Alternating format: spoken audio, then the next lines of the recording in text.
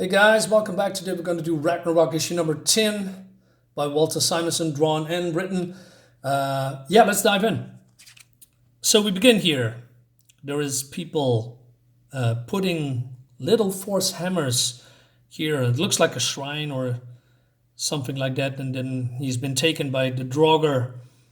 And then, well, we're going to find out what's next. Well, he's going to get burned to death with all the Draugrs, here standing around him. Man, the art is so good. The Game of the Hammer, probably a good title for my for this video. We'll see. And then, we see Thor and Regin and his daughter are flying, and they want to know how much further they have to go to the Engantir's Holt, because Engantir is the Lord of the Dead. He's basically the villain of the story, I guess. And then they notice there's a Jotun below them. And remember, this Jotun that he just eaten 4 dwarves? Well, this is the one. So Thor comes in, he turns around, and there's a hammer flying towards him. And the Jotun is no more. And so they go down, and they... But it seems that this particular move has weakened Thor because he's still injured and the wound is still, going open. Although he can use the golden apples to heal himself, it's just a question of time before, things go wrong again. And then we see in the stomach of this Jotun, there's one dwarf left, and he's still alive, but hurt badly. So he asked Thor, hey, where's my brothers? And Thor says, I am sorry they have returned to the clay. As will I. Shortly death approaches, I see more clearly. You have taken your time returning, my lord. Attend my words, Odin's son. I have little time. Beware the serpent, your companions. Beware the serpent, your companion stings of the worm. Doom haunts him. And you, little maid, a wise woman to be a Vala. Take the weapon at your feet, it will aid you one day. And you, my lord, heal thyself, only thus will you survive. But to see you now, it is good. I have lived long enough. And then he is gone. And but Thor says we don't have time to bury him, so he uses his magical lightning bolts to, I believe, disintegrate the bodies. And but then Thor wants to know something, so he asked Regin to, partially unsheath his sword, and so he touches the steel and smells at it, and he smells that is indeed the venom of the serpent, the world serpent, is drenched in here, and he also uses the Odin eye to see dark runes embedded in the hilt of the sword. And so Thor says, you set out to kill me, Regin, and Gantir supplied you weapon that could do so. And it will in time if I am not able to heal myself. Then he also uses the eye of Odin more, and he sees the fortress of the keep, of Engantir, but it's surrounded by deadly runes. And he thinks, that's a little bit difficult to infiltrate. So they need to find out. And then he says, but I am recovered enough to sense something that is beyond that next ridge. Come, what is it? I'm not sure. Something strange. But is there no cure for the wound I gave you?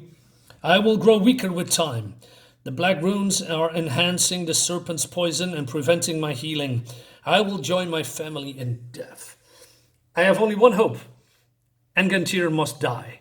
And with the necromancer's demise, the power of his curse will fade, and I will be restored. And the writing is so good. But then they are entering some kind of a deserted village, and they investigate there.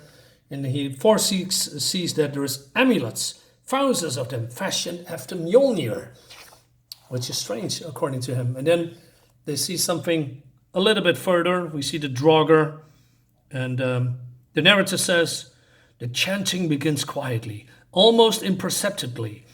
It swells until the ground trembles, forsaking our cold beds. From Niflhel. From Nifl? From Niflhel we came, arising from the mists. We need the call of doom. The gods are dead, and so are we. Our master's voice direct our eyes and blind. Through we feed Certus flame with the flesh for fuel. Man, that's great. And its final buried beneath the roar of the fire. So this woman screams, but Thor saves her, because rain. And while the Draugr thinks, hey, what's going on? And they discover that, Thor is standing behind them, but they don't know that it's Thor. So they say, burn him too. And Thor is pissed off. How dare you use my hammer's image to burn mortals? So these two stand behind watching. Wretch dead from hell, count yourselves lucky I was only killing you. I mean, what else could you do? So, and then Regan steps in as well, and he cuts them to pieces. It's just great. Art is, like I said, the art is great, the colors are great, the script, the writing, spot on. And so he goes to this young, brave woman, and he asks her, she says, you killed them all. You and a black elf. Aren't you a Draugr too? I'm not exactly I am a wanderer. But then he calls his, he says, call me Rhymer. And that translates into noise. What a strange name. My name is Charity. I'm sorry, I cannot stop shaking. So he gives her a piece of the apple so that she's feeling better again. And he asks, hey, what is this place? And she says, don't know the Hammer's graveyard?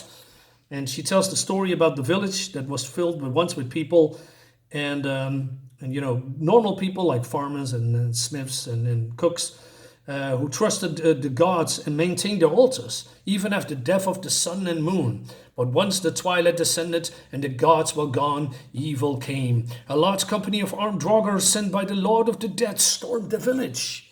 Man, this is so exciting to read. And they slaughtered every man, woman, and child, destroyed the altars. But the village devotion to the gods is remembered even in the dusk. Lord Agantyr stationed a company of Draugr here permanently to kill any who dared to enter the village. Since that time, pilgrims have come in secret to the village by hidden paths to leave behind tokens of the faith in the thunder god who once cared for the mortals. Those who were caught were burned alive. And she also says that she is, taken hours ago, and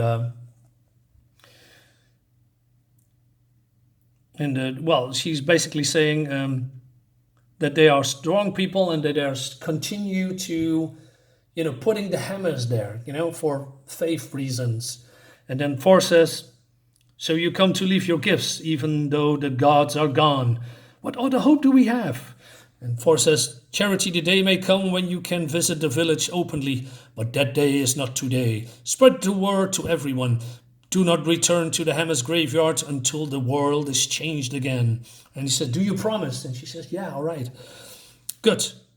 Even a god can take inspiration from your courage. We must depart. You must leave too before the Draugr come back. Farewell. And then, but this woman knows who she is, so she's taking up this small, hammer of Thor and grabs it. And she says, he has returned. Out of the Hammer's graveyard to quench the Draugr's fire, he has returned. And now he rides towards the border of hell. I do not know where you've been or why. Like your father, you wander in disguise, but I will keep your secret hidden in my heart. I will spread the world to await the world's change and pray. Please, my lord, deliver us. Man, this is so great. Oh, man. And then we have an art gallery here, with pencils and inks. It's great stuff. It's just all great stuff. I mean, I'm 10 issues in, and there is nothing... I haven't, read a single issue of Ragnarok that is bad. It's just so good. Everything is just how it should be. Great quality, great story, great art, great writing, as it should be. This is what I just want for every... Of course, that's not possible, but this is, for me, the standard, of comic how comics should be made. This is the standard. What basically this is the standard plus. This is in the upper echelon of comics, in my humble opinion, of course. Guys, let me know what you think about it. Leave a comment here, like my video, share my video, subscribe to my channel, and all that jazz. And I see you next time.